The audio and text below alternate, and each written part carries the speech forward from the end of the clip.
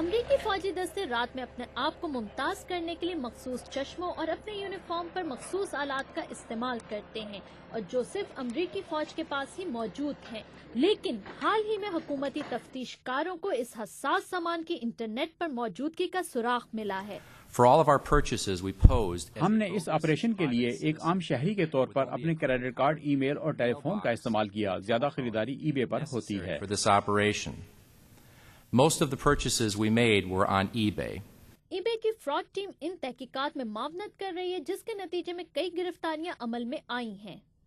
In May of 2007, an individual was sentenced for illegally exporting F-14 parts to Iran.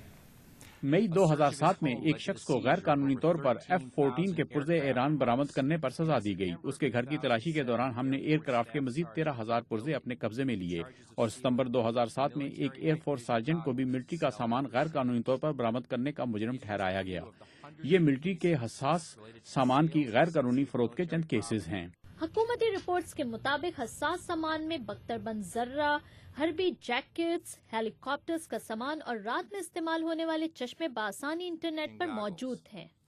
These goggles are a critical part of the U.S. night fighting system. یہ چشمے رات میں دشمن سے مقابلہ کرنے کے لیے اہم ہیں۔ ان کے ذریعے امریکی فوجی عراق اور افغانستان میں فوجیوں اور دشمنوں کے درمیان فرق کرتے ہیں۔ To distinguish friendly fighters wearing infrared tabs from the enemy at night. Democratic party کے کانگریس مین جان ٹرنی نے تحقیقات کا مطالبہ کرنے والی کانگریشنل سب کمیٹی کی صدارت کی۔ ٹیکس دینے والے نہیں چاہیں گے کہ چیزوں کا ضیاع ہو اور ہم بھی نہیں چاہتے کہ یہ حساس چیزیں ایسے ہاتھوں میں جائیں جو ہمیں نقصان پہنچا سکتے ہیں۔